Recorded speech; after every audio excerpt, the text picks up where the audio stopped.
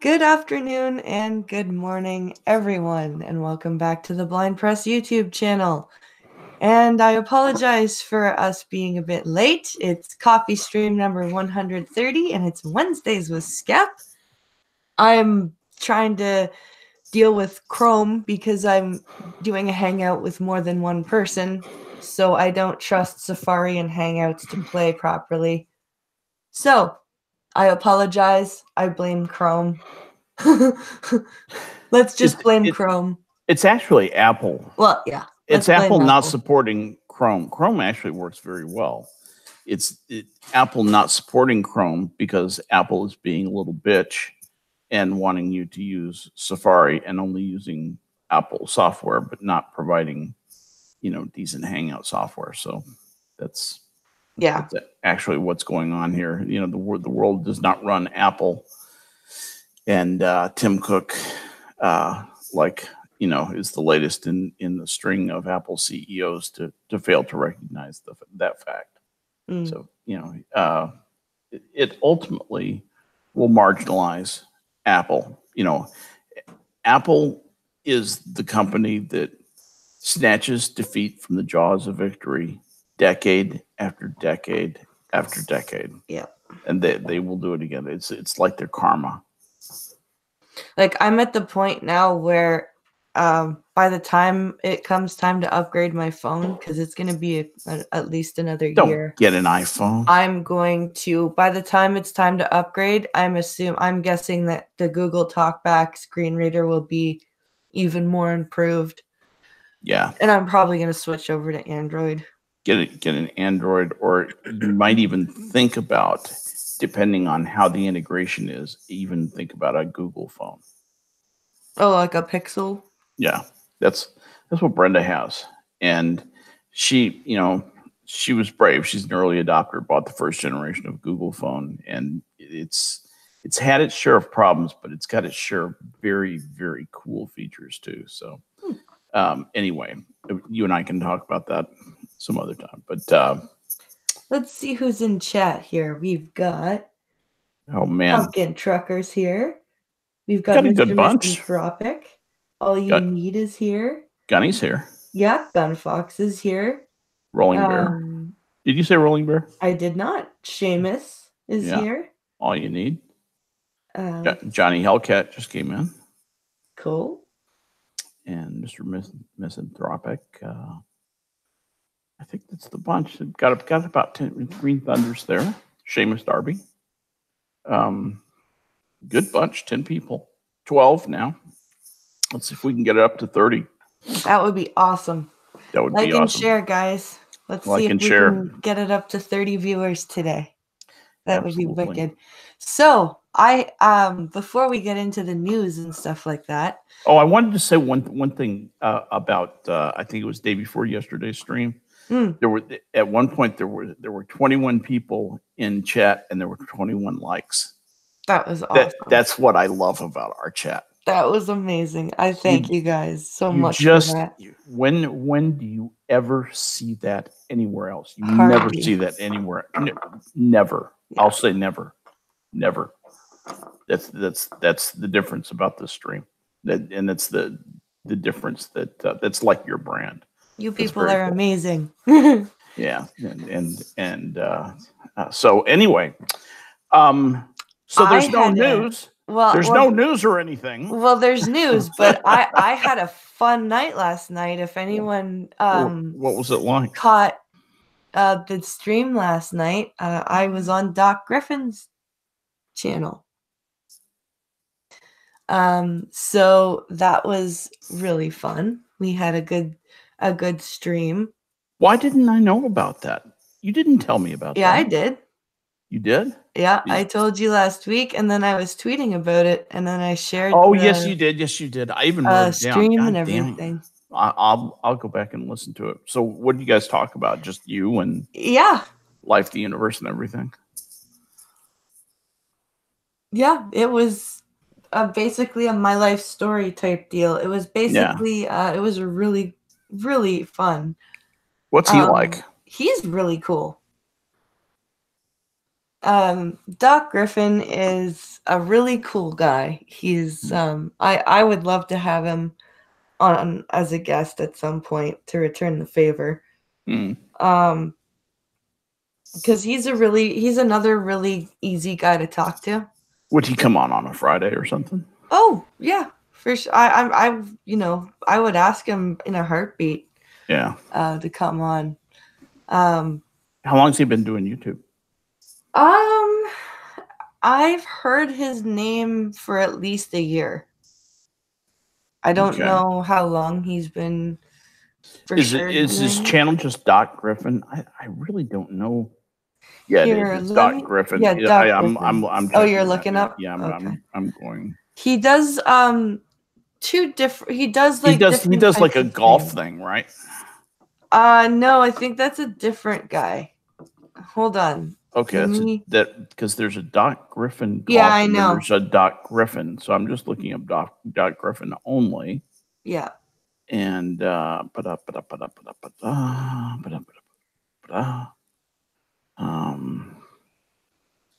Griffin, and let's see if I can do a minus golf. Minus golf. Let's see. Doc. Let me try and find it.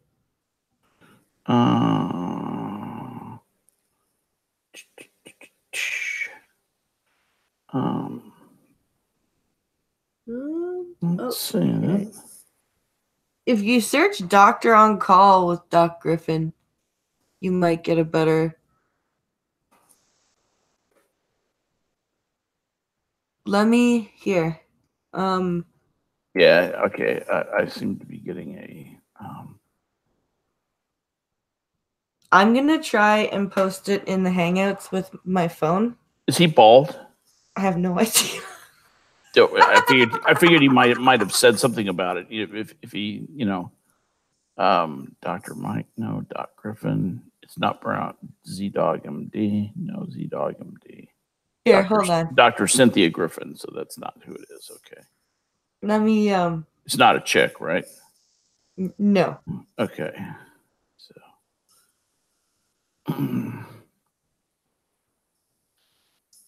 copy link. There we go.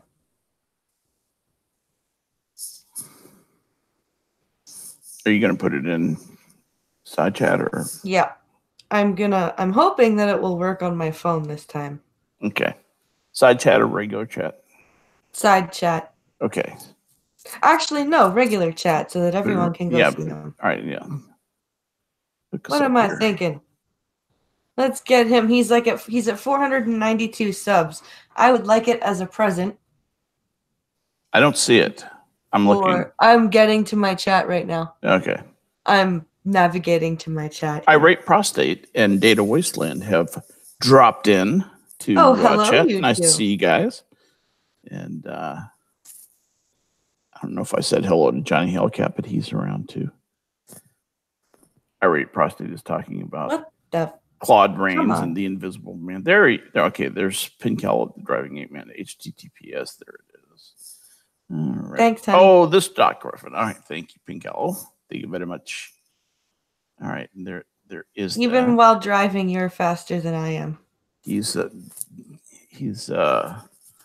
right. So this is the Doc Griffin, and but yes, guys, I would like it as a present to Doc Griffin for such an awesome interview.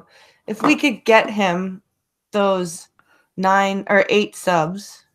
7 now. I just subscribed. 7 subs to 500. Come on, it's 493. Let's go. We've got enough people right here who could subscribe. I think that would be a great way to thank him for an awesome interview.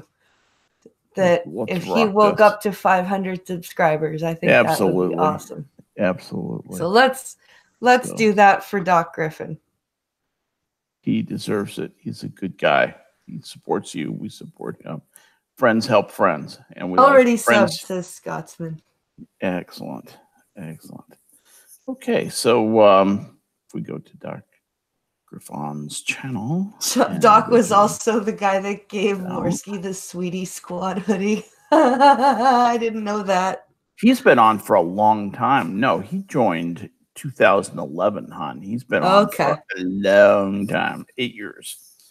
I interview people I find interesting without the standard YouTube politics, religion, or bullshit. People I talk with come from all walks of life because everybody has a story to tell. Doctor on Call is a place where people can tell that story without a filter. The show happens every Tuesday at 8 p.m. Eastern Standard Time. If you're in the neighborhood, drop by and have a listen. There you go. Listen to the doctor. And he subscribes to Lyrical Lemonade too. I like Lyrical Lemonade. That's anyway. There's so many good channels. There's so many interesting channels out there. It's interesting. I'm gonna check this guy out though a lot more thoroughly and see what. And I am definitely. He has Magog on sometimes on his other streams like that aren't Doctor on Call. So he's in Gulf City. He's on Gulf City sometimes too, I think. I would love to talk to Magog at some point. Magog's a character. Yeah, Magog seems interesting. He's intelligent and interesting. So, but anyway, yes, as I was browsing through your news thing, I'm used to going to your server and seeing you have 4 messages, you have 2 messages, you have like 50 messages, and they're all in your news. There's just so much news that has been posted. First of all, Gunfox. thank you, Gunny. Thank you, everybody who posted there. Thank you, Gunny, especially. I'm in awe, of all this stuff. There's way too much to get to, but we can cherry pick a lot of the interesting stuff. Was there anything in particular you wanted to get to? There's just a bunch of really interesting stuff here. Before we jumped into the Discord stuff, yeah, I wanted to talk to you about the thread I sent you last night, which is also the title of the stream. Oh, where somebody actually thinks that autism is a gender. Man, Ace Mindbreaker is the handle on Twitter of someone says as an Autigender person. Yes. I actually do feel that autism could be a gender. I identify as Autigender on 2 levels. Autism always shapes my gender, and sometimes it is my gender. What the actual Did you read the whole thing? Did you read the whole thread, though? No, that was when I started spontaneously vomiting. Oh, it gets worse. Oh, my God. But you go to this. Beginning of the bio. The bio is autistic, kinky, or aromantic, asexual, child sexual abuse survivor. Wait, child sexual? Yeah, child sexual abuse survivor. Okay, so we want just climbing right to the top of the victim stack right away. Okay, just want to make the world a better place. Not like the rest of you assholes. I want to make the world a better place. Morality is determined by harm, not disgust. That's a complete non-thought there. Yeah. Okay. And joined in December 2018. Ace Mindbreaker is someone whose mind evidently never fully formed because those are not really what I consider to be thoughts. Ace Mindbreaker's mind is truly broken.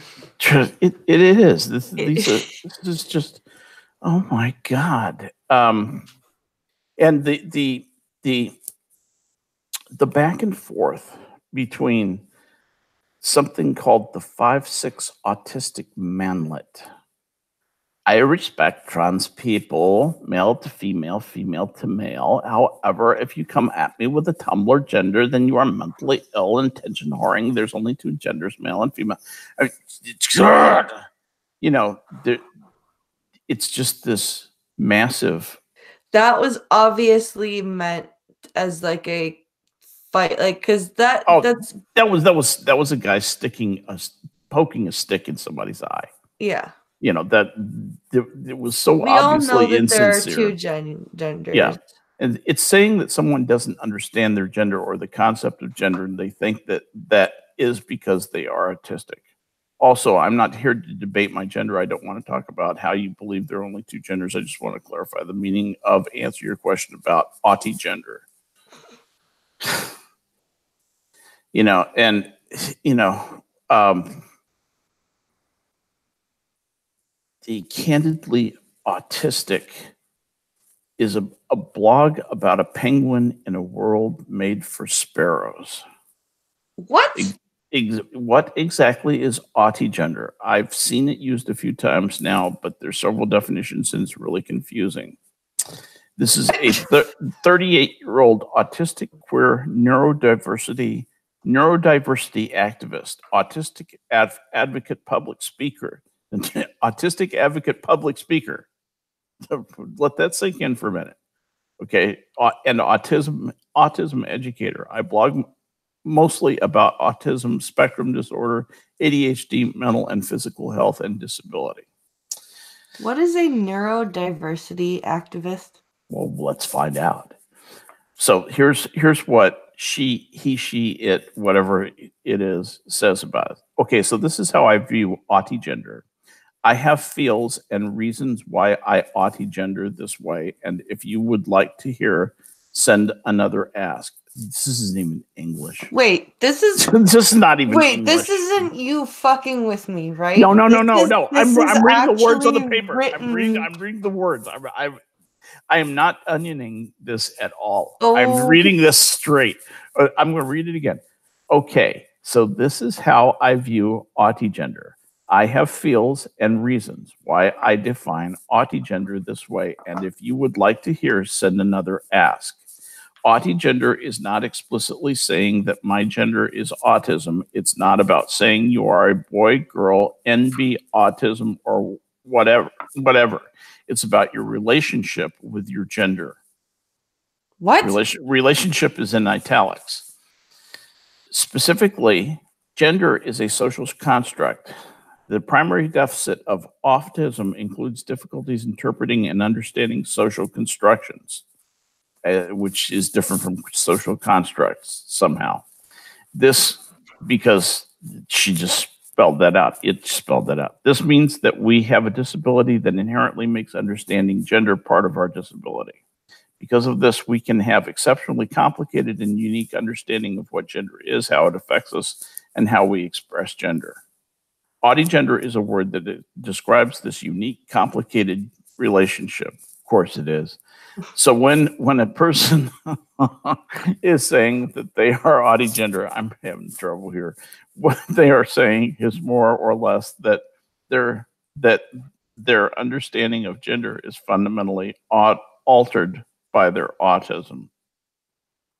God. Somebody thinks that this is thinking. Okay, all of the autistic people I've ever known knew what gender they were. Oh yeah. Oh yeah. I'm just saying. Yeah, because Autigender describes the relationship with gender.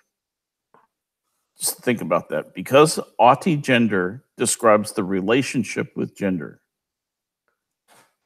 Okay, is this person just okay? This person just wants to say the word gender a lot. Right, exactly. This is just word salad. My conclusion. They just want to go gender, blah blah blah, gender. Well, you just got to hear the rest of the sentence. Oh God. I'm just gonna read the words. If I read the words, I'll be able to make it through. Okay, I've got this. Because Autigender describes the relationship with gender, an Autigender person's gender can be, well, anything, boy, girl, NB, cis, trans, anything, agender, gender, nope. That's a sentence. So, what about a person who says they are Autigender and that is their gender? Well, I think this still describes the relationship with their gender. Specifically, in this case, their autism affects their understanding to such a degree that they just can't be any more descriptive with regards to gender. That leaves the only word they have, Autigender. How much gender did a gender? I can't read anymore. How much gender did a transgender gender when a transgender gendered is gender gender? transgender. How much gen could a transgen if transgen could gen? Oh my God, this is you know. Oh my fucking Christ! Wait. No. The next sentence. No, it's short, but it's awful. The could just as easily say I don't know, or gender nope, or gender class, and I know a lot of autistics that. What? I know. Okay. Generally, people, if you're going to publish a blog, they write in sentences. You should edit your fucking paragraphs blog and shit post first before you click that button that says publish. Oh my God. Oh my Lord. I'm going to close this before I lose any more brain cells. Can we break from this? This is such bullshit. But this is what's happening is people are spending time thinking about nonsense like this. And they're not spending time thinking on important things. People spend time just on crap. I am mystified. Why is that happening?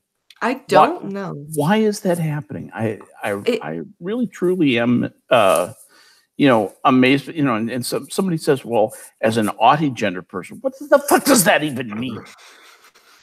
What the fuck does that mean? Is it because you asshole? Is it because you don't have to go looking for information anymore?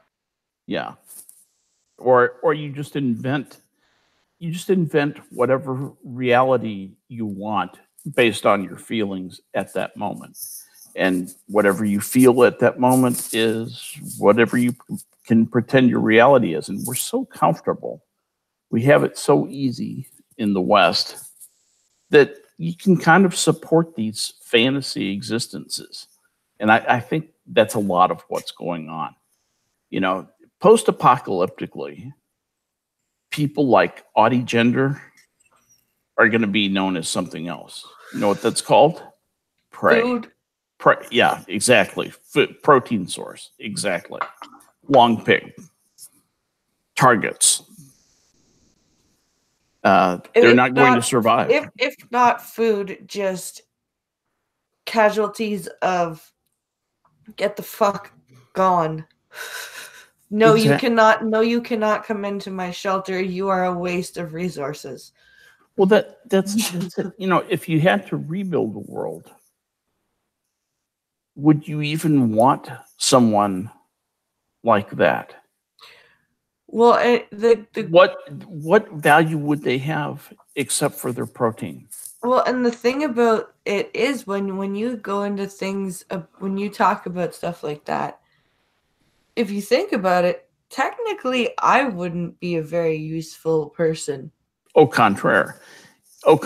You would be very useful. The only thing is that for stuff that absolutely requires the use of eyes, you're not useful there, but you're useful for a lot of other things. You've got a good mind. You're very quick, and you've got a lot of the other stuff going on. No, you're somebody you take in, plug in something useful. No, you're very useful in that. You become an important part of a group. But somebody like that and it's a shame. I wish you had their eyes. They're the ones who should be blind. They're truly useless. They should be just floating through life. It doesn't matter what they see. They don't do anything with what they see. Yeah. And that's the heartbreaking thing. But you live 1,000 million times the life that they live. No. Give me one person like you that rather than 1,000 of them. Seriously, I'm not playing. I'm speaking honestly there. For real. That kind of person is worse than useless. They antagonize people. They suck the life out of anything they're a part of. Somebody like that at a party, for example, oh my God, you just, how can we get rid of them? Who invited this person? How did this happen? Yeah. How did this misunderstanding happen? It's somebody's cousin, it's invariably. Can't choose your relatives. So did you find anything on Discord that interested you? Oh, one or two things. Like what? Well, let's see. I have to go back here just a little ways. Okay. This guy, Jussie Smollett. Oh, God. Okay. Basically was, and I know everybody is updated on what happened. He basically just was completely cut loose. And you have something going on in Chicago that is almost a time-honored tradition of corruption at the political level. So you had the police who did a good job building a case. They got an ironclad case. They got confessions from everybody. Everybody confessed to what happened. There's no doubt as to what happened. Yeah, they have everything. They have everything, dead to rights, what the guy did. And so basically a lawyer for the former first lady, that Chinese lawyer who worked for Michelle Obama, intervened with some of the political folk in the district attorney's office and said, look, this guy's a pillar of the community. He's done a lot of good things. This was a stupid thing. It was a stupid stunt, but that's all it was. And can't we just see your way clear to let him go, forfeit his bond, and tell him not to do it anymore? And the problem is that the police feel like they've been used, but we've seen this. If you know anything about Chicago, I went to college there, and I saw this happen once or twice, where the police worked up something on somebody in organized crime, and all of a sudden they just got kicked. Yeah, it was just completely no problem. And everybody knew they were just as guilty as OJ. And that had to be so frustrating for police that did such hard work. They always go ballistic. They say, we worked hard on this. We built a good case, and you have the rug pulled out from under us, demoralizes our force. What the hell are we supposed to do? Why should we work hard? Blah, blah, blah, blah. I can't imagine. I can imagine that. But it's an interesting thing. So Rahm Emanuel, the mayor of Chicago, gets up there and he just reads them the riot act. He says, this is bullshit. This never should have happened. This guy should have been prosecuted. This is unfair to our police force and so forth and so on. Let me explain something to you. Rahm is in this. Okay, he's in this up to his eyes. He's got both feet in the trough and ears back. Okay. So this is ass covering. Yeah, this is manufactured outrage, and what he's doing is all show and no go. So he'll get up there and say, "This is awful. This is terrible," but he's totally down with this, and he's friends with all those people, and he may or may not be happy about it, but he doesn't really care. He's always looking. A guy like Rahm Emanuel is always looking for the main chance. He's always looking for the political opportunity that's going to emerge from this.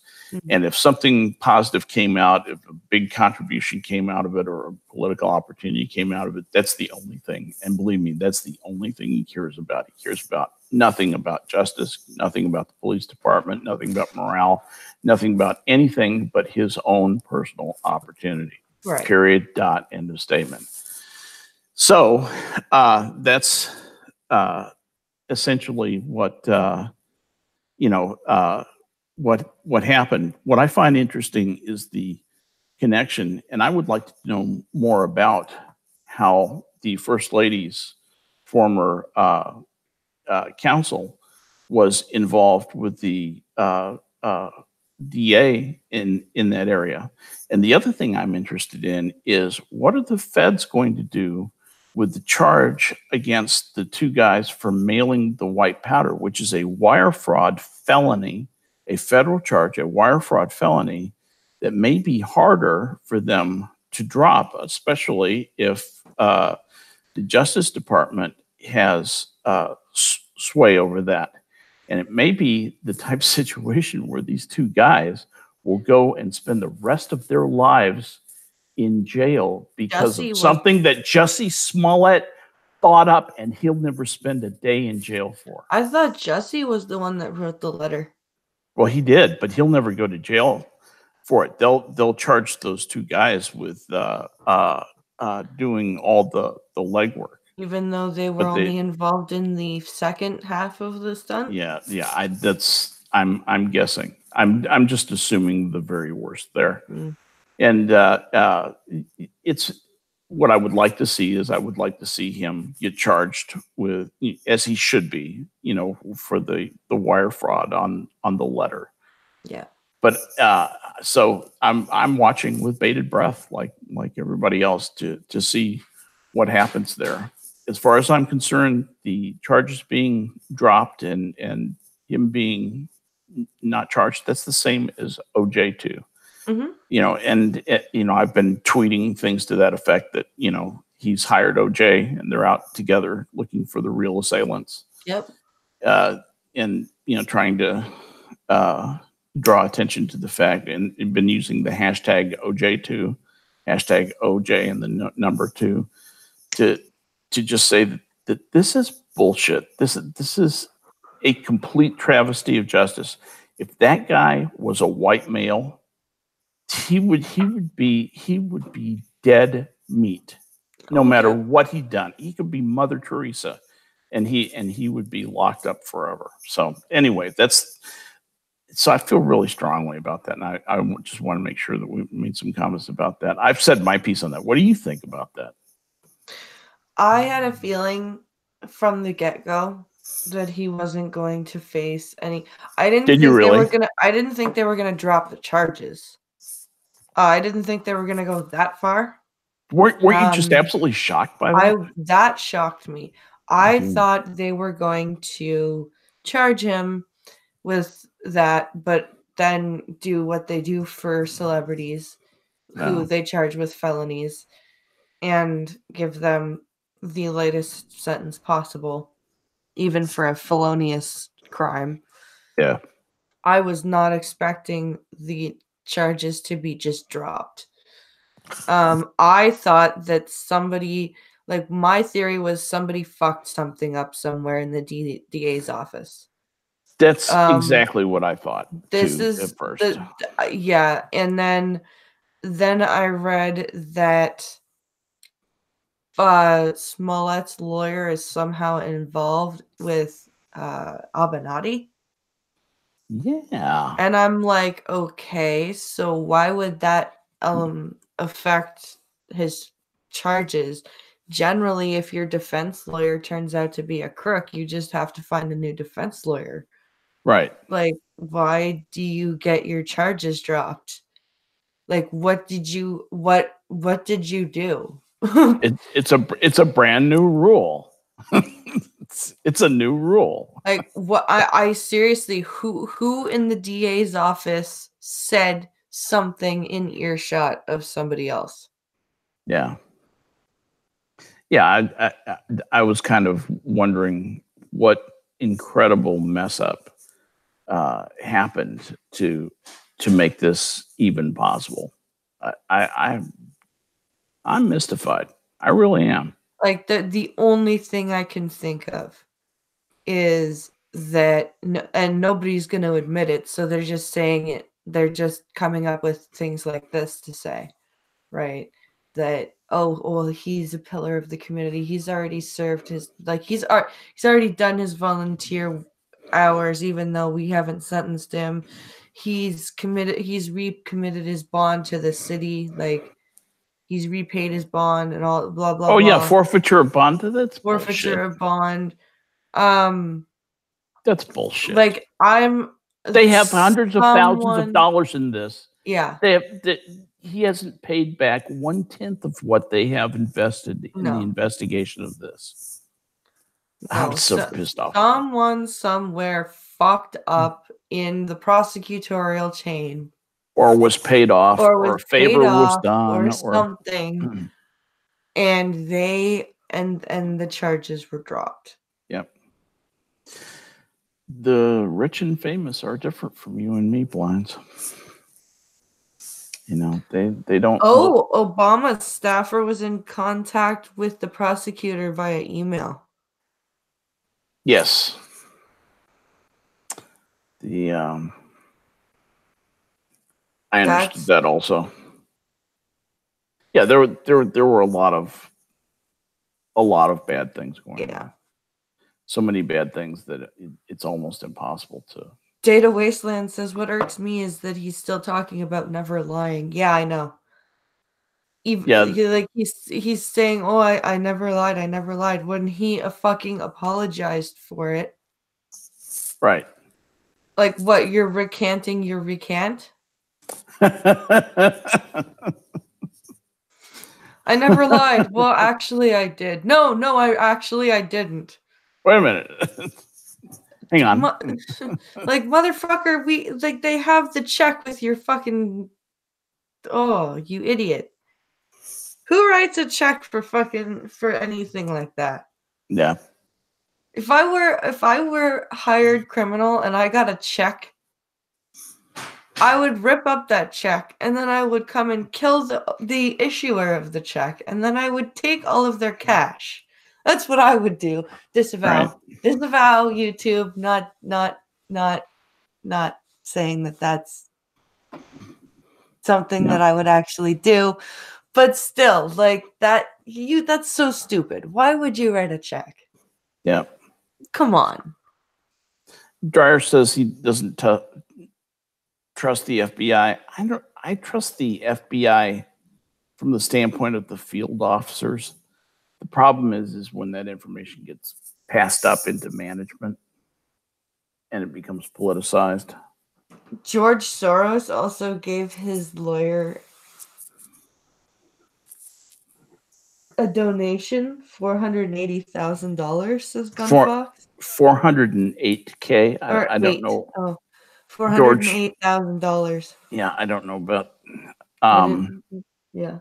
Yeah. So. He gave the right person a blowjob. Yeah, right. Says Green Thunder. Yeah, right. But, well, he keeps saying I'm gay. He's very, very adamant. Right. So there you go. But we have other things to get to. I mean, I hate to say it, but there's corruption in Chicago, and we knew that. We have more. There's a lawyer dog in chat. Who is? There's a lawyer dog in chat. Oh yeah, there's P-Dog. Hey P-Dog. Hey dog. I was going to say, do we want to talk about the fact that the internet now has ceased to exist in Europe? Yeah, I covered a little bit. I talked about it for maybe about 5 minutes yesterday, but this is like I feel really bad for people like Bear and Drunkle and all that, but it's also Scotsman and Dankula and Tailed. But it's also worrisome for me because it's like, well, will they be able to watch? Will they be able to? They're not going to be able to see you. Yeah. They're going to be cut off, and basically, the only thing that they'll be able to see is the picture of Big Brother giving the state propaganda of that morning. And I guess Theresa May is going to be giving ukulele concerts. I guess, and that's going to be the entertainment. That at least they'll have music in Britain. But Macron, can't sing.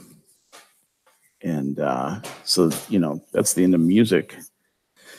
Yeah, I hate that. I just hate this. I just despise this. They are, committing suicide. Well, and It's the suicide of free speech. They're not just committing suicide, though. They're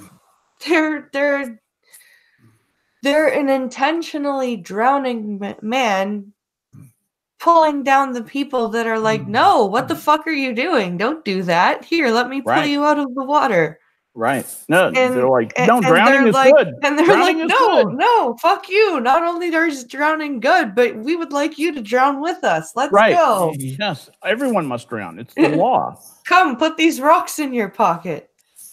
That's right. Rocks are mandatory. Yeah, it's like, because in doing this, they are basically screwing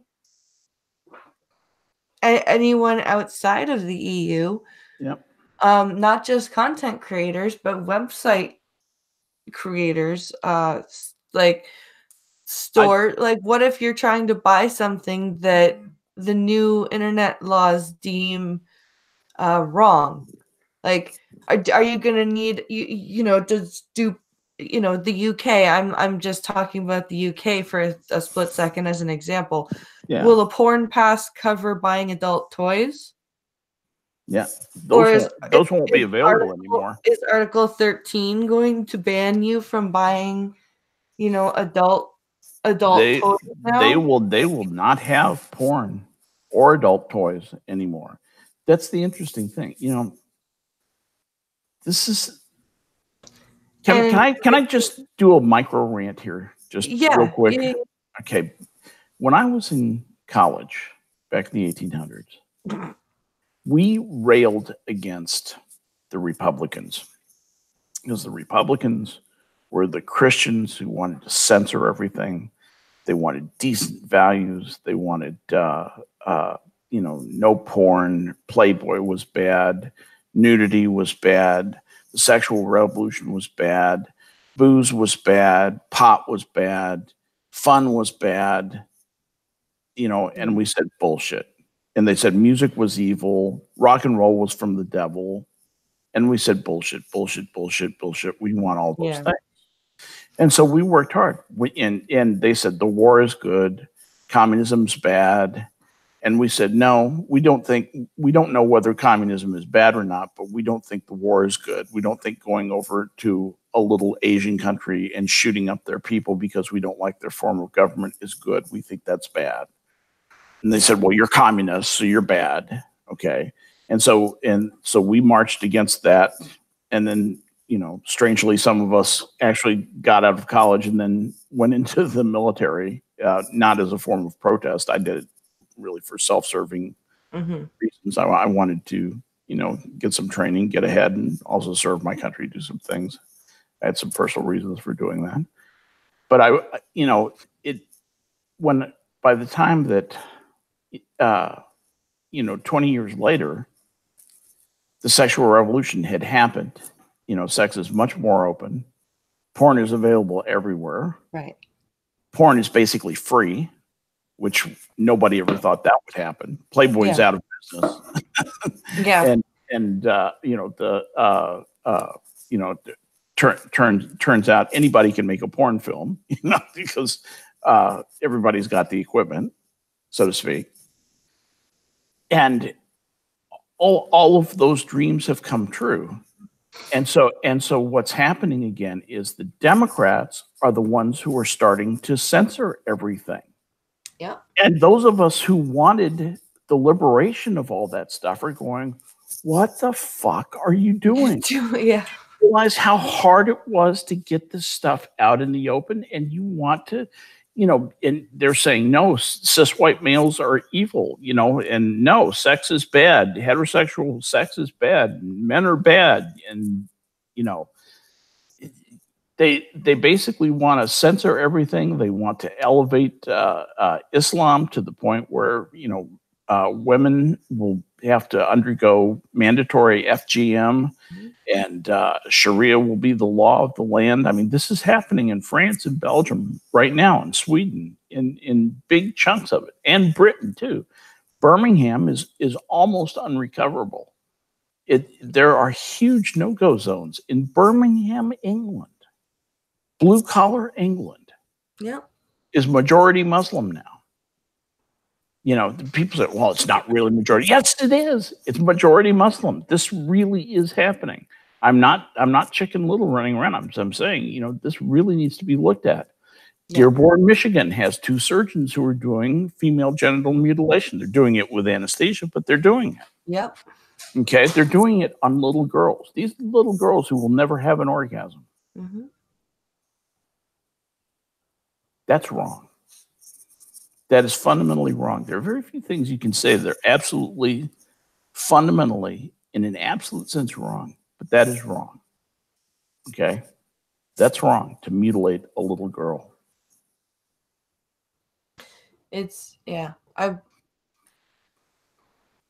I won't and I don't understand why we've gone this far. Like, why? And it's a cycle. It is. It's a pattern. Spiral. It's a purity spiral. Yeah. And it's everybody wants to be, well, I don't want to be considered to be, racist. And I'll be called a racist if I don't, say this. And there are people who are happy to call you a racist, happy to call you an Islamophobe. Oh, you don't want to be called an Islamophobe. You're afraid of those mean old Muslims. And, they don't even use it correctly. They don't even use the term correctly. They say Islamophobe. What they really mean is someone who hates, who has an Islamopath, I guess you would say, someone who has antipathy toward someone who practices Islam. But I don't have that. I don't care what religion you practice. I care if you mutilate your children. I've got a real problem with that. I just don't think that's right. I think a kid has a right to grow up unmutilated. And I have a problem with some of the more colorful aspects of Sharia law. Cutting off the hand of a thief. I'm sorry, that's just wrong. We should be able to move past that. I have a problem with death penalty and a lot of other things. I mean, I talk about things like that in a joking way. Yeah. When it comes down to serious policy prescriptions, Sharia law does not. I don't think it has any place in modernity at all. And these guys who say, well, you have to practice Sharia law or die. And this is being said in places, not just places like Mecca or Medina in Saudi Arabia, but places like Dearborn, Michigan, and St. Paul, Minnesota. Yeah. Then I have a huge problem with that. That's not culturally who we are, and I don't believe that that's culturally what's best for the United States or the world. I think for us to go back into a Muslim dark age would set the world back 100 years, 1,000 years. It would be a disaster for us culturally and intellectually. We would be in a dark age. So I have a real problem with that. Anyway, so speaking of dark ages, yes, I was dropping my son off at school today, and I happened to walk by the teacher telling somebody, because we got these they've been handing out in our area and in several areas. I'm sure they do this in the States as well now. Suspension orders for vaccines or lack of vaccines. Suspension orders, explain please. So if your kid doesn't have the necessary vaccines, without, say, like, exemption, for example, immunity, like an autoimmune problem, or like an allergy to the vaccine, like the ingredients of without an actual reason, right? Then your child will be suspended from school until their shots are up to date. Or like sometimes sometimes it's like just a filing snafu. Yeah, Um, makes sense. but there was somebody who actually had to be told that no, their kid can't come to school until they have everything because that's the rules. And I'm just like, I can't believe we have to be still doing this. Like, I can't believe we got to this point. It's Like, to when I was a kid, that wasn't a thing. yeah. Like, everybody had their shots. Yep.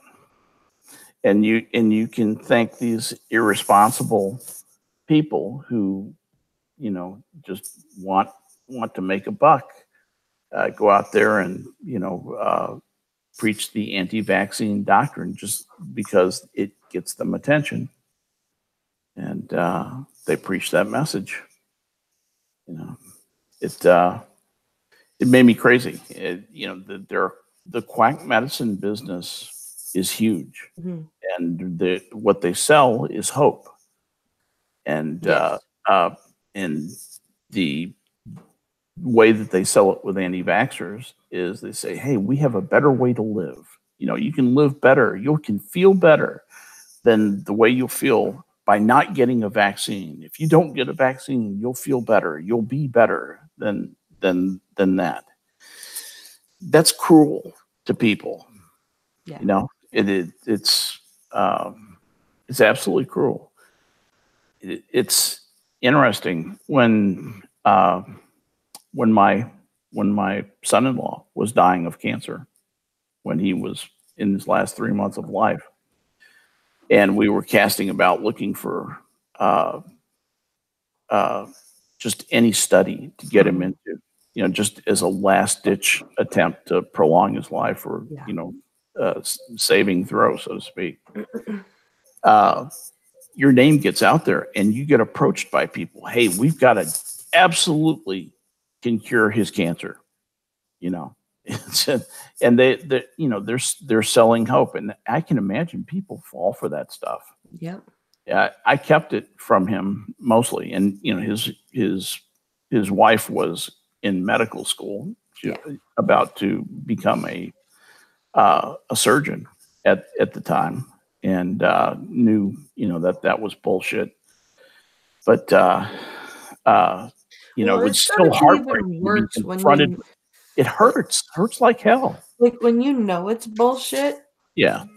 It's gotta be even worse Well, because, you like, don't fall for it though, and you don't invest your yeah, you money, don't fall and for it. You don't fall for it, but you just sit there and you get you and don't you get any comfort from it either. no, you're just sitting there. You're gonna look at all these people that like, and they know that Yeah. it won't work. Some of them do. Some of them are true believers, Yeah, though, that's true. truthfully. So some of them just go hook, line, and say, you can tell. And anyway, but it's absolutely, it's heartbreaking. Some of the things that they have, just awful, disgusting stuff. Anyway, but that's a bummer. Let's talk about happier things. Okay. Happier, crazy, Happier, absurd, crazy things. crazier, happy, absurd things. Let's see. I was going to. Yes, Barbara Bush blamed Trump for her heart attack and kept a countdown clock. What? Did you know about this? No. Yeah, she. Hang on a minute. 1 second. Let me just jump to that link. I thought I had that open. Okay, this is a Daily Mail thing, so it's going to take just a second to open. But yeah, Putin endorsed him, for heaven's sake. Barbara Bush blamed Trump for her heart attack and kept a clock on her bedside table that ticked off the seconds until his first 4 years were up. Mrs. Bush no longer identified with the Republican Party and, like her husband, couldn't bring herself to vote for Trump. Former President George H.W. Bush voted for Hillary Clinton, and she wrote her son Jeff. She wrote her son Jeff. This countdown clock was by her bedside when she died last year at age 92. Let's see. So does that mean, did she get buried with her clock? No, I don't think so. But she blamed the current president for a flare-up of her congenital cardiac condition, a moment she thought was a heart attack at the time, according to a forthcoming book by USA Today reporter Susan Page. And Mrs. Bush was so bothered by the brand of republicanism Trump brought to the House, where she once lived for 4 years, that she had a hard time identifying with the GOP anymore at all. Former First Lady Barbara Bush hated Donald Trump so much she just couldn't wait for him to leave, evidently. You know what I'm picturing? Yes.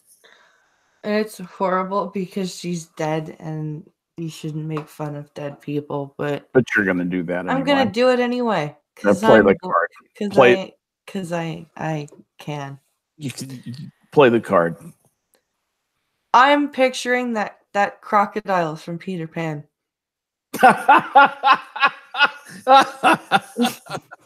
With the clock, just tick tock, tick tock, tock. Captain Hook's croc. Let's see. Asked last year if she still considered herself a Republican, she replied, "I'd probably say no today." She couldn't bring herself to vote for either Donald Trump or Hillary Clinton in 2016. She wrote in her son Jeb's name instead. Okay, I'm sorry, I missed that sentence. That sentence was basically, and that countdown clock was by her bedside when she died. She ultimately, Mrs. Bush was hopeful that the U.S. would survive what she saw as a painfully disruptive episode that turned the presidency on its ear. "I'm trying not to think about it," she said, nearly a year after Trump took office. "We're a strong country, and I think it will all work out." Let's see. Just watched Jeb's ad where he desperately needed mommy to help him. Trump had tweeted, "Jeb, mom cannot help you with ISIS, the Chinese, or with Putin." Putin endorsed him, for heaven's sake. Mrs. Bush erupted, "Putin the killer. Putin the worst. He endorsed Trump. That's an endorsement you don't want." She was pissed that Putin endorsed Trump. After her death, the thrice married Trump took a moment during a press conference with Japanese Prime Minister Shinzo Abe to quip, "Melania and I send our prayers to Barbara's husband of 73 years. I'll never beat that record." Yep. So there you go. Anyway, here's the thing about the Bushes and the Trumps. The Bushes regard themselves as old money, classy, and of a certain cut of cloth. They regard Donald Trump as new money, no class, low rent, a rutting, kid who'll sleep with anything, jump in the sack with anybody. Is this also a Southern versus Yankee thing? Not so much, because you have elements of both the South and the North in the Bush family. They're both from Texas and from Kennebunkport. Okay. So it's not. I don't think it's as regional as much as it's old money, new money, class, and no class. They think Trump has absolutely no class and that he's a pretender to class, but he really has no self-discipline, and he doesn't do a lot of the little things that they think are important. Okay. Here's a value that Barbara Bush really thought was super important. It was one of the things she loved the most about her husband, George H.W. Bush. George H.W. Bush was a nutbag about writing thank you letters. He wrote thank you letters to everybody. He made so many people in his life feel much more important than they were by addressing them. He would meet somebody just, kind of casually, some minor person, somebody who couldn't even help him, and he would write them a thank you letter, for whatever reason. Or he would meet some veteran's family, some guy who was wounded in one of the wars, and he would write them a personal, like a 5-page letter. Wow. He was a letter writer extraordinary. He spent an hour or two writing letters every single day of his life to lots and lots of people. He always had a list of people he was writing letters to. And Barbara Bush loved that about him, thought it was one of the classiest things about him. Donald Trump is a tweeter. Donald Trump tweets crude little tweets, usually self-aggrandizing, immature, look at me, look how great I am. Look how bad the people who hate me are, kind of tweets. And you can see how somebody like Barbara Bush would look way down on somebody like Trump, and how Trump would absolutely not care. It's just oil and water. That's all that it is. I'm not saying one is better than the other. One is right, one is wrong. In an absolute sense, the Bushes are probably classier, but in an absolute sense, it may well be that Trump makes a better president. You may not like him, but he ends up getting more done. In truth, none of the Bushes. Show me something great about a Bush presidency. Show me one great thing about a Bush presidency. Anything at all. Anything great. I can remember. I can remember significant things, but nothing was good. Anything good. No, sorry, can't remember. I can remember several events. Yeah. None of them were like, hey, that was an awesome thing that they did. Yeah. No. I mean, I think George W. Bush will go down as one of the poorest presidents in history. I didn't think that at the time. I didn't think he was. I thought he was dealt a very tough hand and kind of played it mediocrely. Now I think he was dealt a tough hand and played it badly. And the reason he threw the cards in the air and went, I don't know what to do. Well, yeah, I mean, he he took a time of relative, fiscal stability and prosperity, and got us into so much debt that we can't even see straight. I mean, it's debt that the United States will never get out of. Well, Obama didn't help.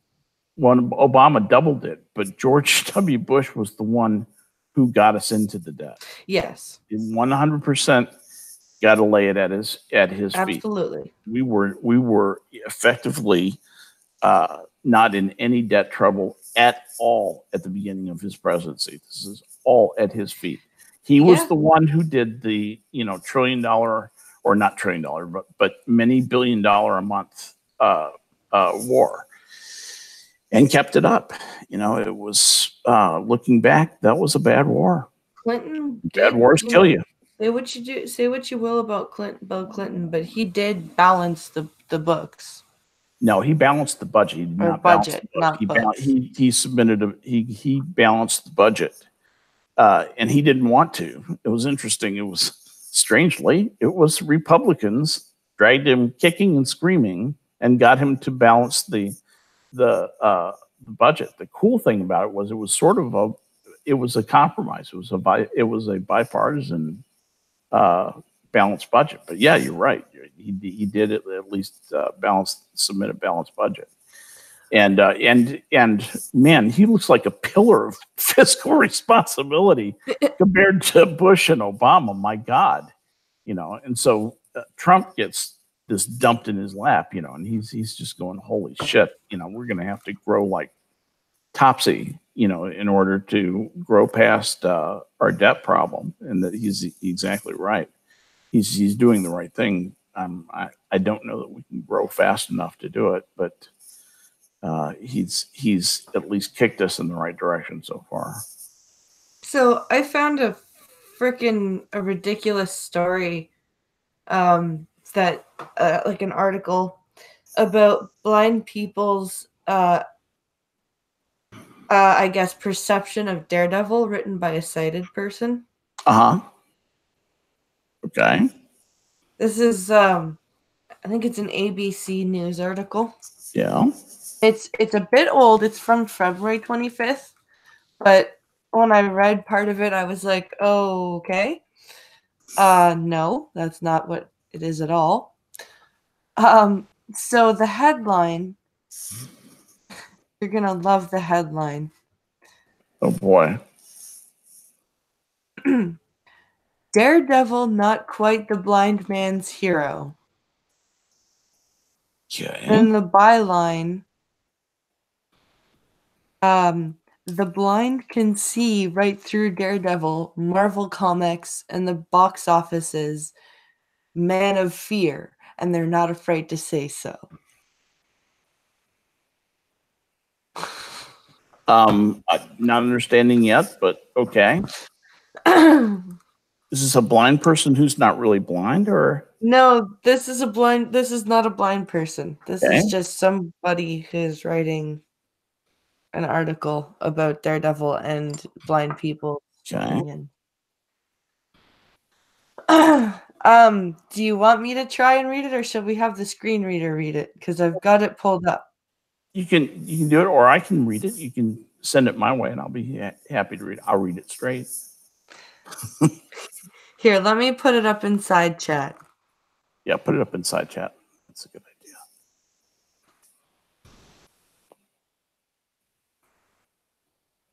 Talking about our chat, right? Yours and mine. Yeah. Okay.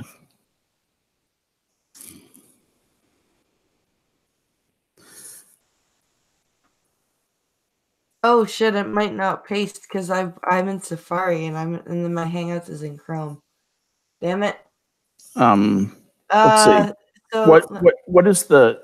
I'm okay. What is the name of? Maybe I can find it on my own. What is the what paper is it in? I'm not. I think it's an ABC paper. There's not many ads or anything in here. Okay, go ahead. You do it. So You do it. So, Daredevil, a New York lawyer named Matt Murdock by day. Fuck it. I'm just gonna have the screen reader do it. Okay.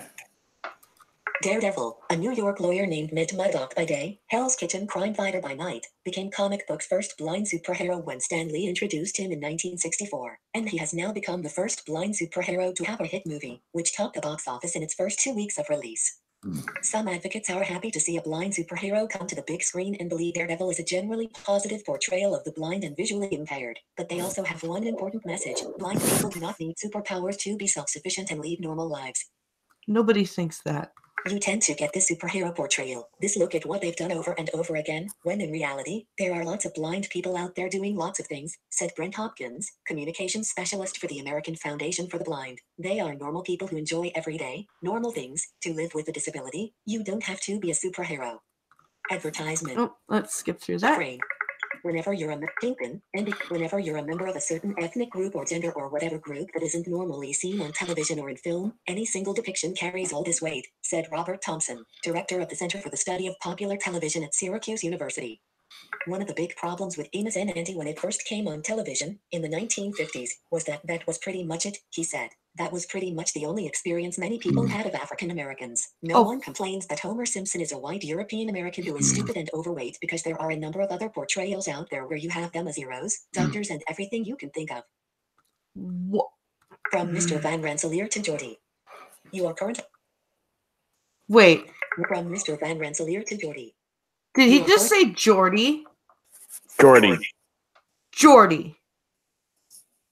Which Geordie? Does he mean Geordie LaForge? Yeah, Geordie LaForge. That's exactly who he means. Does he not know LeVar Burton was black? Probably not.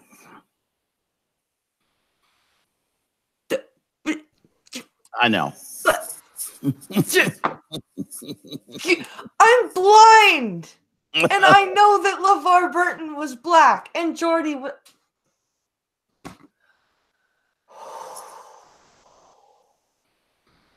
What the fuck? Okay. Major blind characters have been few and far between in film and television. Last year, Emily Watson played the shy, blind love interest of a serial killer who nearly made her one of his victims in the movie Red Dragon, the prequel to Silence of the Lambs. Perhaps the most realistic portrayal of a blind person was Al Pacino's Oscar-winning performance in 1992's Scent of a Woman. On television, Jake, Alex Desert, the blind owner of a local newsstand, is one of the most popular characters on CBS Becker. Star Trek: The Next Generation featured LeVar Burton as Lieutenant Commander Geordie LaForge, who flew the Starship Enterprise with the help of a high-tech visor he wore and electronic implants. The 19 No.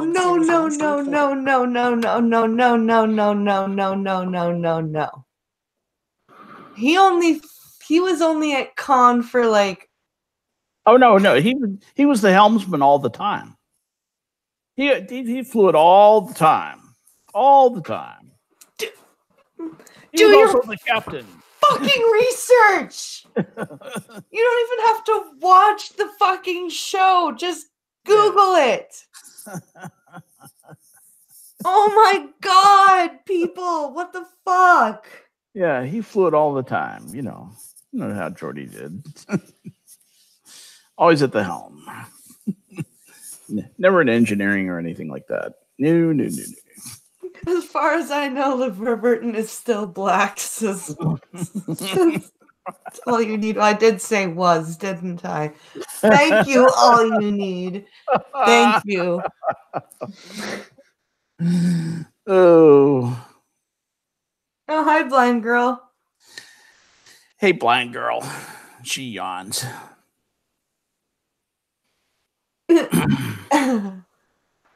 Oh, Jesus Christ. Let's see what else his thing has to say. I liked Geordie, and Jake on Becker is a pretty cool character, even if he doesn't use many of the blindness techniques, and he doesn't use a cane. What's a blindness technique? Echolocation. Do they find blind people and tell them what to say? Because all of these words that they keep asking, all of these words that these blind people that they supposedly interview are saying, I have never heard a blind person say. Well, that's because you don't know anything about being blind. No, I guess not. See if I've never heard a blind person say, this is a blindness technique that I use. Yeah. No. Your problem is you just can't identify with somebody who's blind. Good God. Pincalo says this person has never watched Becker. 1, Jake was black. 2, Jake had a cane. 3, he was fucking blind. He was fucking blind, yeah. Johnny Hellcat says blindness technique, holding your hands out and taking baby steps.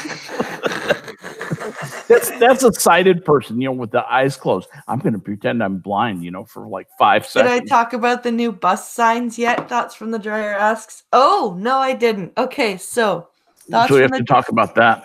Thoughts from the Dryer is referencing a tweet that Pincalo and I both quoted from a local our local transit service. Okay. So they're installing light rail transit system, which is, well, fairly self-explanatory. It's electric trains. Right. Big enough to ride on. Yes. And they're installing new signs that are going to be near ion stops. And they are to be I think I can't remember the tweet or what it said specifically. Is ion the name of the system? Yeah. Okay. And they're supposed to be warning signs. Okay. And they're new and very nice and very flashy, but they're all visual, right? Right. And so and the best part of it was they were trying to be inclusive in their tweets. So in the image, when you can caption images when you post them on Twitter. Okay. So in the image, instead of like actually describing what the sign says, Yeah. or, instead of saying, we'll just do an example, 6 foot tall red sign that says train crossing, right? That is not what they said. It just said, picture of new ion sign crossing. And so I quote tweeted the thing, and I said, thank you for being so very descriptive. Right. And also, how are blind people supposed to recognize these new signs? Because it's a fair question. It's ridiculous. This whole project is literally the monorail from The Simpsons. It is fucking ridiculous. It was quoted at $750 million to start with. They brought it in under budget, though, didn't they? We are now over Ahead $1 of billion. schedule. We're at $1 billion at least. But it was ahead of schedule, wasn't it? Oh God, no. Imagine my shock. We were supposed to have this by 2000, and I think it was 2015 to start with. Are you sure socialism works? It's now been pushed off to 2020. The trains are driving around. They're operational, but they're still learning the fucking tracks. And the tracks still need, they're still putting down new tracks. The trains keep fucking breaking down. Of course they do. These train drivers are literally driving their route with an empty fucking train. It's sort of a monument to socialism. It's fucking ridiculous. And we've had to borrow most of this money from the province, and even the federal government has thrown some money in. The province put this money forward before Doug Ford was elected. And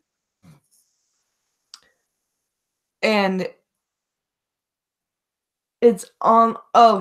He's telling Blind Girl it's all the same company. Yes, Stella Hayes, genuine, bona fide, electrified 6-car monorail. It's exactly what it is. You are doing better than California's light rail, says Thoughts from the Dryer. Oh. And apparently they're putting it into Ottawa, Blind Girl says. Blind Girl told me they're putting light rail in Ottawa, and I'm like, no, not Ottawa.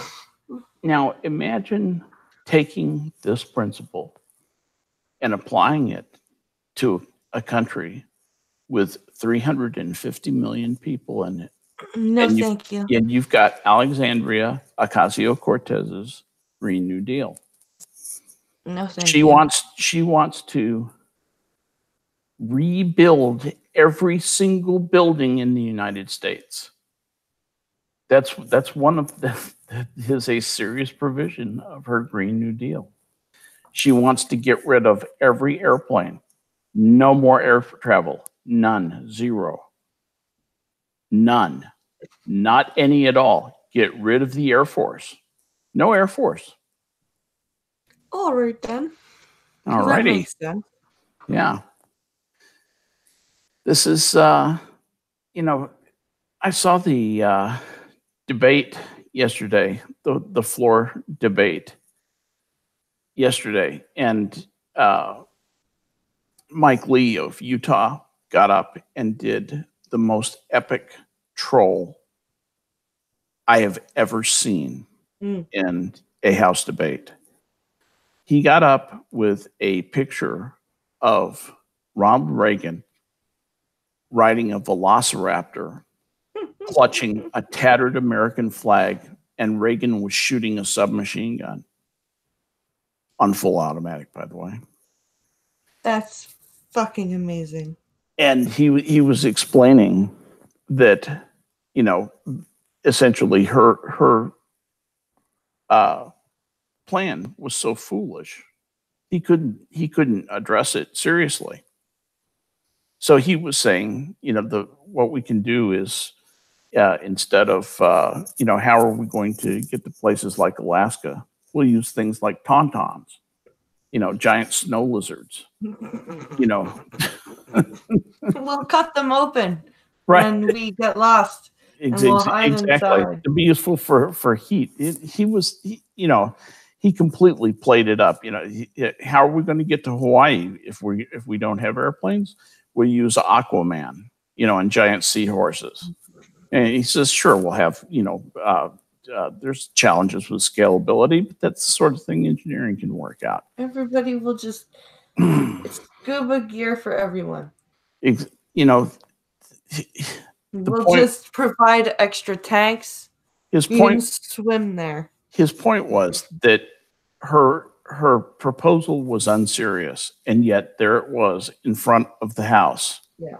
And so he wasn't going to address it seriously. And that was his serious point that he made, was that by making these humorous points, he hoped that he got it across that, you know, there's nothing to address. You know, she doesn't have a plan. That's not a plan. No. It's like an aesthetic. That's what he called it. And that's about right. And it's a dream. It's a child's crayon dream. And that's something I called in a tweet. He didn't call it, but that's accurate. Yeah. You know, about what that is.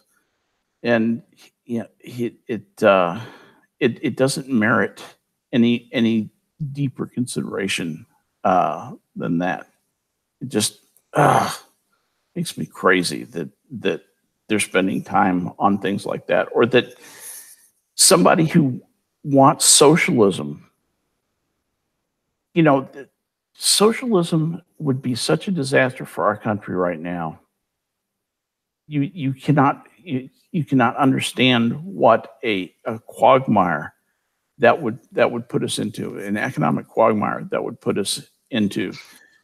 The thing that keeps our country going is people chasing the almighty dollar. Yeah. Greed is good. Greed works. Greed makes companies go. Greed is what motivates people to get out of bed in the morning and go chase the almighty dollar. The possibility of making more money, of doing better, bettering oneself, having that, you know, available to you. There has never been a society where the possibility of moving up, of economic mobility, was greater than the society that America has right now. Never existed anywhere else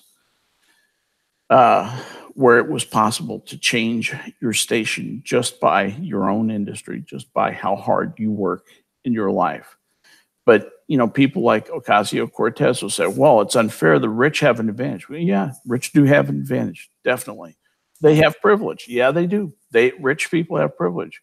They say, well, that extends all down through white people. No, it doesn't. Some sharecropper in West Virginia has white privilege.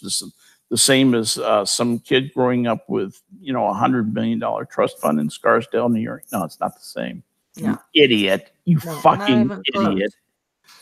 So, you know, I lose patience with you know, people like that. They just they don't understand. They have a naive worldview, and they're in a position of leadership. They've been voted into a position where what they do and say has a real effect on people's day-to-day life. Yep. important thing is to get her out of there as soon as possible. And you get people like Tlaib and Omer out of there too. Those are vicious anti-Semitic hate bags that who need to be voted out of Congress as soon as possible. Those people hate Israel, and they hate the United States, and they want to weaken the United States. Those two want a caliphate in the United States. In my opinion, I believe that's what they both want. And, you know what I'd love to see? Traffic with Linda Sarsour. Fuck that shit. I would love to see Trump versus O'Rourke 2020. Trump versus Beto? Yeah. Oh my God. You know why? Why? Because it would just be epic, because Trump is just, I don't like Trump. Really. Nobody you know what does. I mean? Like, I don't Nobody like does. Trump. Even Trump doesn't like But Beto O'Rourke is just so freaking SLC punk. If you've ever seen that movie. No, I have not. Okay. It's SLC Punk is basically a movie that points out the ridiculousness of punk culture and, conform to the non-conformity. And it's not punk to do the, X, right? Yeah. Whatever X may be. Oh, okay. And Beto is such a poser, and he is such a freaking. It's if he had ever shown up at a place like CBGB, he would have been the guy who got the shit kicked out of him. Oh God. He because he's not what I think of as a punk. No. He's not the Ramones. He may think he's the Ramones, but he's not. And oh my God, no. Like trying to be all cool by showing up to an event wearing a Metallica t-shirt. It's like, dude, what are you doing? Yeah, exactly. What are you doing, dude? I heart Metallica. Yeah. Let me guess, Beto. You're a Lars fan, aren't you? Lars is dreamy. Lars is the best drummer ever. Yeah, go fuck yourself. Fuck Lars Ulrich. Don't get me wrong, I actually like Metallica, but I do too. But Lars is whiny Lars and is an asshole. yeah, fuck Lars Ulrich. And he's he's just a drummer. Yeah. If you really want to know the truth, he's a drummer with an attitude. The two guitarists are really the talent in that group. Always have been. Yep. Absolutely. But anyway, be that as it may, what's chat saying? Chat is Irate Prostate says, beat off faux Rourke. He is so right. Beat off faux Rourke. Faithless says, Chameleon, he is whatever he thinks he is cool will ingratiate him. Yeah, that's exactly right. He's whatever he thinks is the cool of the moment. And trying to be the dude in Billions. Yeah, it's not wrong. And, oops. all good. Sorry about that. Didn't turn my phone down. Let's see. Oh, that's my car warranty. Important message about your car warranty. ZZ Top is better, Gunny says. ZZ Top is pretty good. ZZ Top is good. I don't know that I think they're better. I actually got to meet and sit next to Billy Gibbon one time. I found out I didn't like him. Actually, I think most musicians, you probably wouldn't like him if you got to know him. Yeah. I don't know if it's most, but many. Billy Gibbon is sort of a prick. Let's see. Thoughts from Dreyer says he couldn't even beat the Zodiac Killer in the Senate race. Thank God. Okay, not sure I understand that reference. Is there somebody in the running for Senate that looks like the Zodiac Killer? Yeah, do we know what the Zodiac Killer looks like? And Yeah.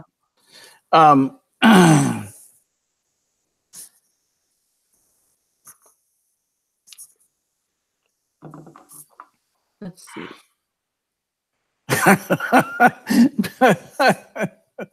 Mr. Misanthropic says Lars isn't even the best drummer in Metallica. That's cold. It's tough room. Saying James Hetfield's a better drummer. Whoops.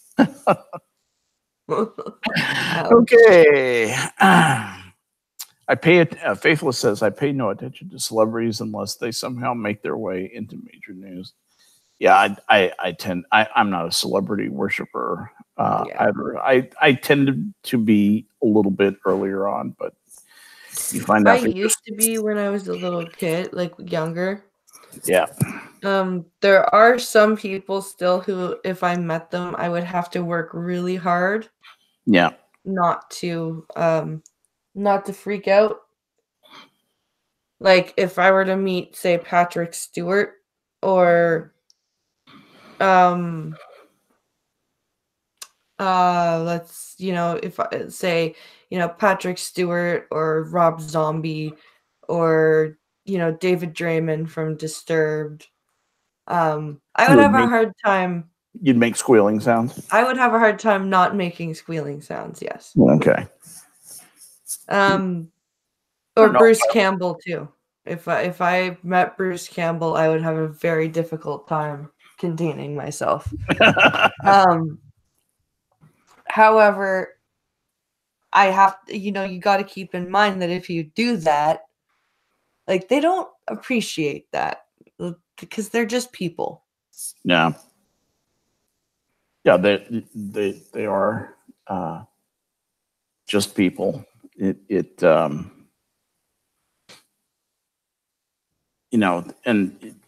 important to remember that people really do get a little bit crazy about others just because some company has invested a bunch of money in making their names well known. That's just a person. They function just like you do. Agreed. And it's important to remember that.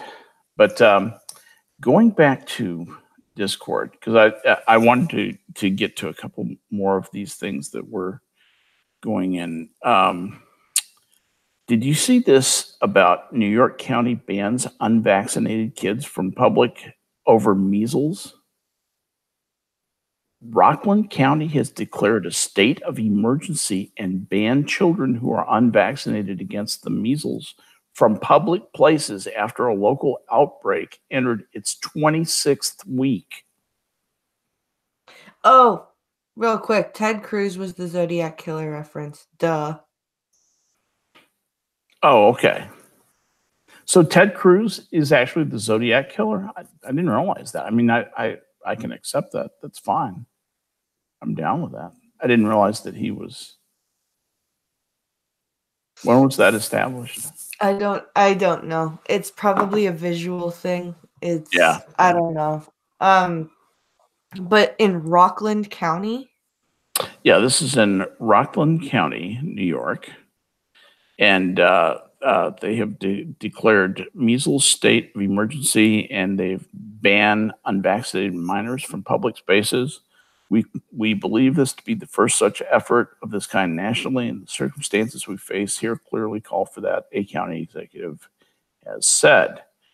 There's a local outbreak of measles in the 26th week, the longest since the disease was eradicated in the United States. That's a misnomer. In 2000, according to New York officials in New York. The ban went into effect at midnight Wednesday. barring anyone younger than 18 who is unvaccinated against the measles from public places until they receive the measles, mumps, and rubella vaccine. The ban expires in 30 days. Those unable to be vaccinated for documented and confirmed medical reasons are exempt from the declaration. We believe this to be the first such effort of this kind, blah, blah, blah, blah. The outbreak started after 7 unvaccinated travelers with measles entered the county in early October. As of Tuesday, there were 153 confirmed cases. Jesus Christ. Yeah, I know. Welcome back, measles. Where you been, buddy? So nice to see you again. God damn it.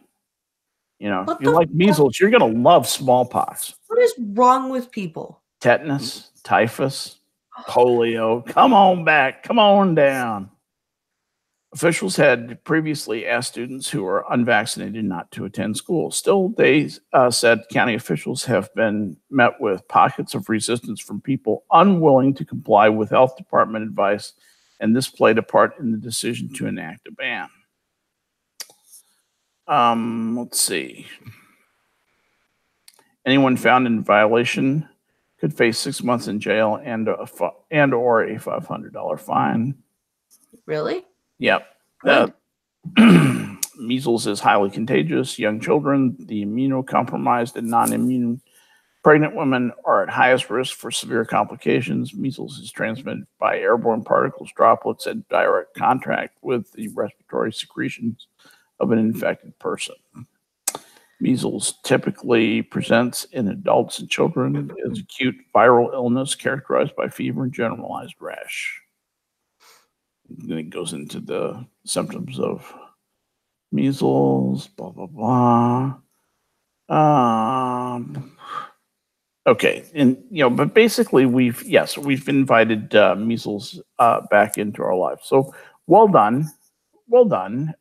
People who just decided, no, fuck that. We're not going to do that. We know better than doctors. We're not going to get vaccinated against measles. And they weren't vaccinated against it. They picked up measles from some travelers who were passing through, and now they've got 160 cases of measles outbreak, and it just pisses me off. It's fucking ridiculous. We have the technology to get this taken care of. We have, and it's a simple vaccination with if you are not immunocompromised and whatever, with very, very low side effects. Yeah. And it's so much better than, like, because you've got people like me, and then my piano teacher. The reason she's blind, she was born blind because her mother contracted rubella when she was pregnant. And Wow. And she gave birth to my piano teacher, and she was born blind because of it. Oh God. It's like, breaks my heart. This shit is not just a fucking cold. Yeah, I just want to shoot people. I get so angry about this stuff. I'm not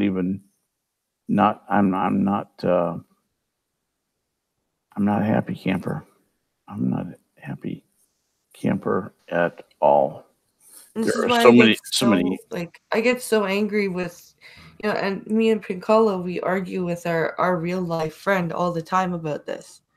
Really? He's an anti-vaxxer, and it's like, and he doesn't have kids, right? So he's constantly like, "Oh, you shouldn't get your kids vaccinated." It's like, fuck you. No. He's like, but there's aluminum oxide and mercury in the vaccines, and it's like, no, there's not, dude. There's not. Just stop it. Mercury, really? I don't know what to say. That's just bad information. It's wrong. Wrong. Let's see. I'm looking for specific. I'm sorry to kind of be stalling here, but I'm looking. There's so many news Mr. stories in here. Misanthropic says, my uncle tried to tell my brother and his wife not to vaccinate their daughter. Wow. You should. Really? Oh, yeah. Pincalo says you should hear what he says. He's actually convinced people to stop vaccinating their kids. Yeah, this is our friend. He has convinced people who don't know any better to stop vaccinating their kids.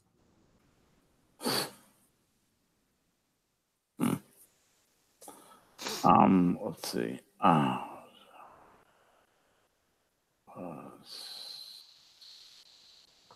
Looking for a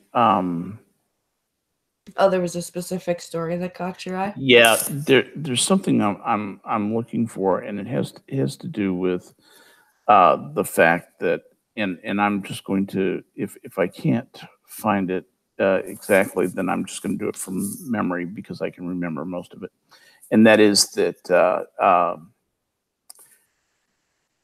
high-powered rockets, bigger rockets, more powerful rockets than have ever been fired from Gaza are being fired, and they're being fired into Tel Aviv. These rockets are about to start really killing a bunch of Israelis. Okay. This is, so far Iron Dome has managed to intercept most of them, or they've fallen in places where they haven't killed anybody.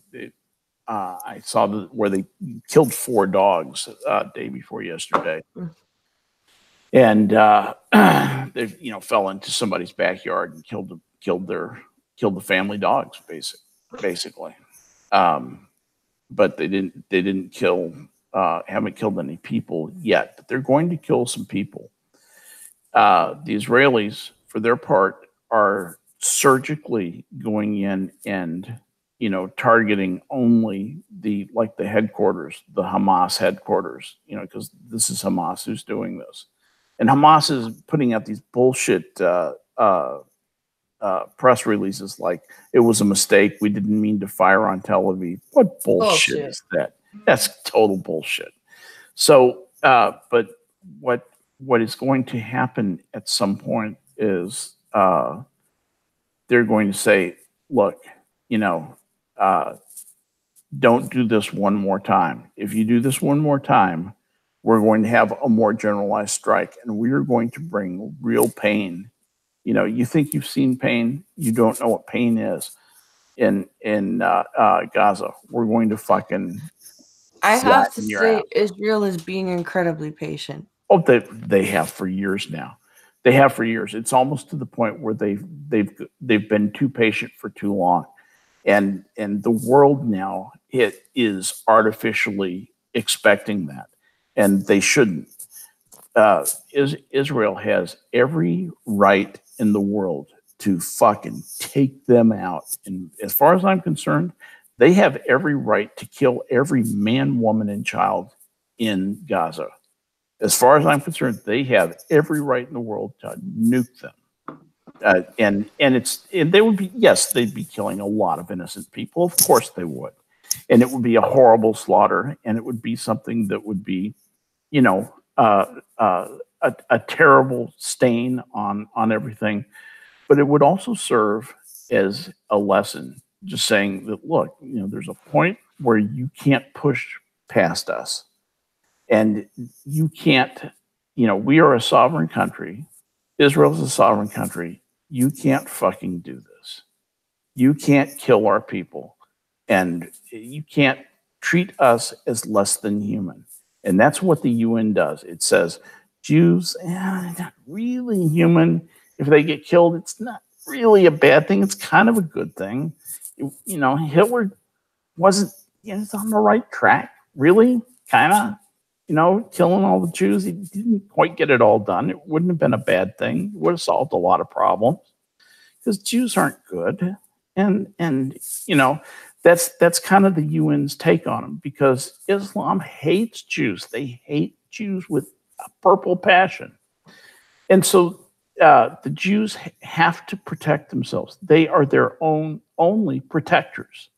If the Jews don't protect themselves, no one else will. No one else ever has. The United States is the only friend they have right now. Trump has been a good friend to Israel, has been a good friend of the Jews. And that's a wonderful mark in his favor. But they have every right in the world to really take a big aggressive action against Gaza, something that would say, let this be a lesson to you. You know, we're going to kill a whole bunch of people so that you'll remember to not fucking fire rockets at us anymore. Yeah. It's going to cost you a whole bunch of men, women, and children. It's going to cost you a bunch of hospitals. It's going to cost you a bunch of businesses. It's going to cost you a bunch of everything. Okay. Yeah. And that wouldn't, it would be a bad thing, but it might be a necessary thing. So I don't know what the other answers are. Gunfox says that he's dropped a link in the general channel of Discord that he wants us to look at.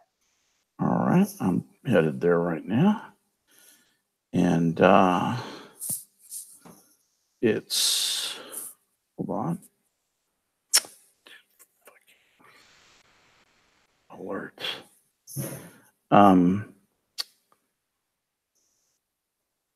Hamas is, yeah, this is actually it. Hamas is, this was what I was looking for. This is Fox News's version of it. Hamas has developed a vast arsenal in blockaded Gaza. And Gaza City, Gaza Strip, a rocket fired from the Gaza Strip on Monday was one of the most powerful launched ever by Gaza militants, flying nearly 70 miles before it slammed into a house in central Israel, wounding 7 people. Over more than a decade, the Islamic militant Hamas group has built up a large arsenal of rockets and missiles. It started with crude short-range projectiles and now possesses rockets that can strike virtually anywhere in Israel. Hamas seized control of Gaza in 2007, prompting Israel and Egypt to impose a blockade on the territory, largely to prevent the militants from amassing more weapons, but they did anyway. The blockade in 3 wars with Israel, the most recent in 2014, failed to prevent Hamas from expanding its arsenal. A network of smuggling tunnels with the Egyptian border is believed to have helped Hamas bring in advanced weapons and raw materials through Egypt, though Egypt shuttered most of the tunnels around 2013. And in 2018, Gaza's Hamas chief, Yahya Sinwar, boasted that the group had not only replenished the rockets it fired during the 50-day war in 2014, but had many more at its disposal. He said that what had been fired in 50 days would be fired in only 5 minutes of any future Israeli offensive. Monday's rocket strike was the furthest a Gaza rocket has landed since 2014, when Hamas struck the northern Israeli city of Haifa, about 90 miles away. Hamas doesn't release details about its military capabilities. So anyway. Yeah, Israel needs to just flatten them. The problem is that, is that most of Gaza are men, women, and children. Okay. Hamas is a very tiny, tiny minority that has the masses enslaved. But the masses, by not doing anything about, by not overthrowing Hamas, have basically supported them. At some point, they have to be charged with being responsible for what Hamas is doing, and the hateful thing is the anti-Semitism in the world, the natural anti-Semitism in the world, the European anti-Semitism particularly, has enabled people to say, look at these poor Palestinians, the Palestinian problem, the Palestinian refugees, the resistors against the Israeli occupation. Yeah. And from the river to the sea, it sounds so beautiful. You know what the river to the sea means? Do you know what that's? Do you know what that means? No. That is a slogan that means that from the Jordan River to the sea is going to be all part of the caliphate, is going to be all Arab. In other words, it's going to be free of Jews. So the Jews will be dead or be dispersed. Okay. Wow. So they'll be dead or they'll be back in Europe or Russia or someplace else. So they, from the river to the sea means kill the Jews, gas the Jews. Wow. Think about that. So when Ilhan Omar and Rashida Tlaib and Cockroach get together and say from the river to the sea, that's what they're saying. When BDS says from the river to the sea, that's what it's saying. It's saying kill the Jews, destroy the Jews. Okay, they want to kill every man, woman, and child in Israel who are Jewish. Here's an interesting thing about Israel. Most people don't know this. 20% of the citizens in Israel are Arab. And they have 100% of all the rights that Jews have.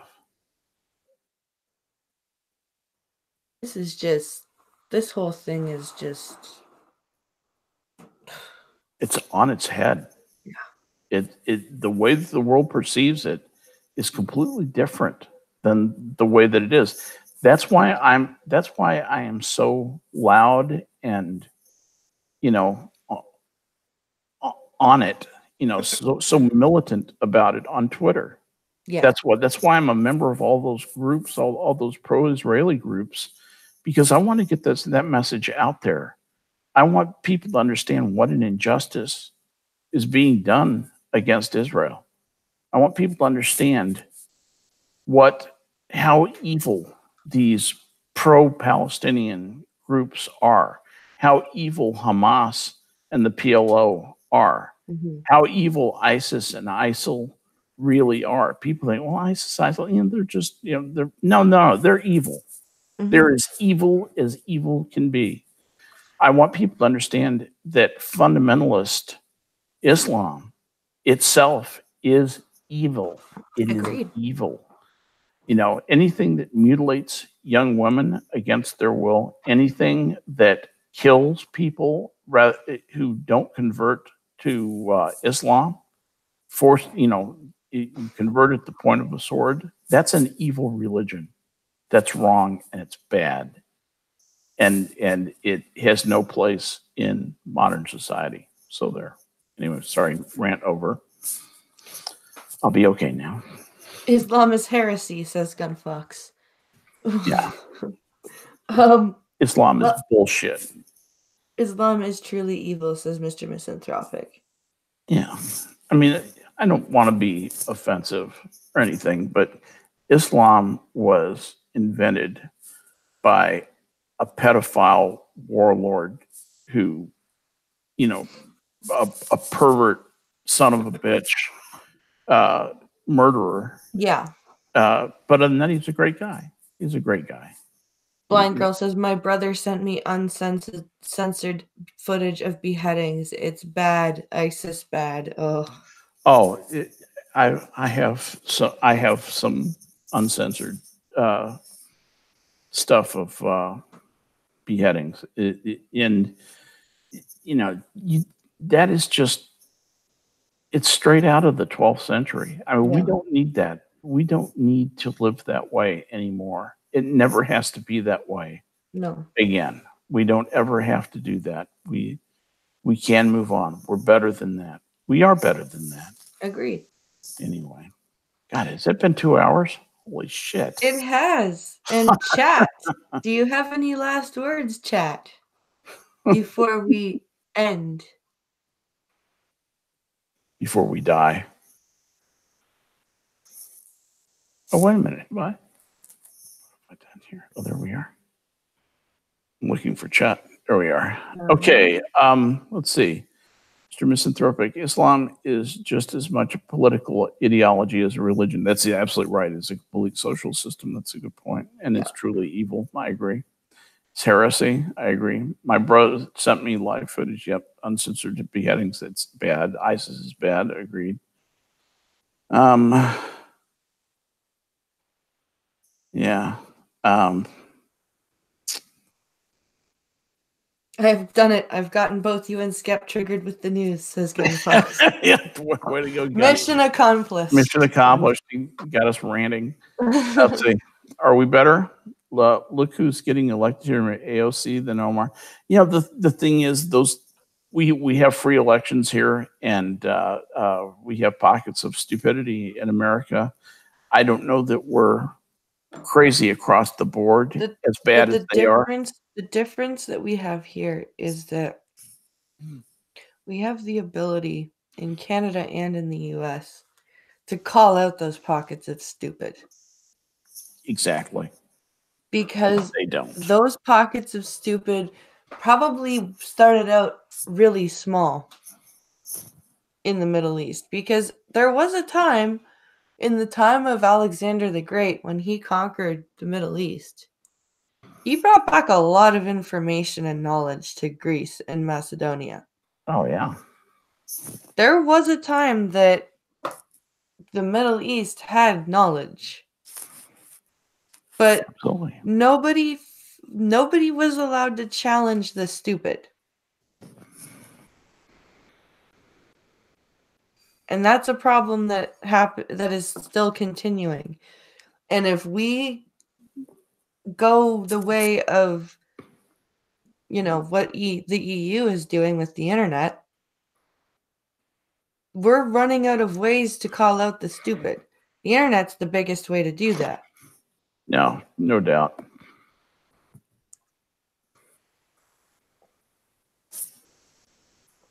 But there you go. So that's that, guys. The internet is the best clearinghouse of information. That's why I get so concerned that the EU is beginning to put limits on the ability of the internet to be that clearinghouse of information. They came for the journalists, but I wasn't a journalist. Black Romeo says, did you see the Jewish guy that spoke at a college and was challenged by a Muslim student who challenged his views on Islam? He asked her if she was for or against Hamas. It took a while, but eventually she said she was for it. No. I didn't see that video. I didn't see that. Hook us up with the link if you can. It was actually kind of creepy how she said it, says Black Romeo. If you have the link, drop it in. Yeah, please do. Or tweet it out. DM me. See, the Jewish guy talked at a college, and the Muslim student challenged his opinions, and I asked her if she was for or against Hamas. Took a while to find. Was that Ben Shapiro? Maybe. It might have been. I think that might have been Ben Shapiro. That's ringing a bell. I think I know. Gunfox, you'll be back Friday? Good. Do you know what Friday is, Gunfox? Friday is the last day of the month. And the last Friday of the month is Colin Day. Dun dun dun dun dun dun. You will actually be here for a Colin Day, Gunfox. So there. Hooray. So I hope everyone has a really good day. If you guys are awake tonight at 11:30 p.m. Eastern, check out Minions of the Zoo, because it is Wednesday, which means Skep Talk is keeper tonight. That's right. And that means that we'll have Blind Press on. Well, that means I was going to say that I will be there if the children do not knock me the hell out, but I will try not to fall asleep this time. Well, they insist that I lay down with them. Lie. To go to sleep. Lie. Lie, yes. Sorry, They I'm a grammar insist. Nazi. They insist that I lie down with them to go to sleep. I do it because I love you. So it's so yes, come and watch Minions of the Zoo tonight. And don't forget to come back tomorrow. And remember, because of my orientation lesson, stream is going to start a half an hour early. I'm going to do from 11:30 to 12:30 when she comes to the door. So because P-Dog streams until 11:30. So Oh, wait a minute before we go. right. I can't believe I forgot about this. I have a story from the VA to tell, and it's involving a blind person. Ooh, and a dog, and a dog, person and a guide dog. Yes. Tell us the story. It's just very quick. Tell us the story, Skep. So so when you get it takes an hour to get your prescription, at least 1 hour, Good sometimes Lord. 2 or 3 to get a prescription at the VA, because that's socialized medicine in the US.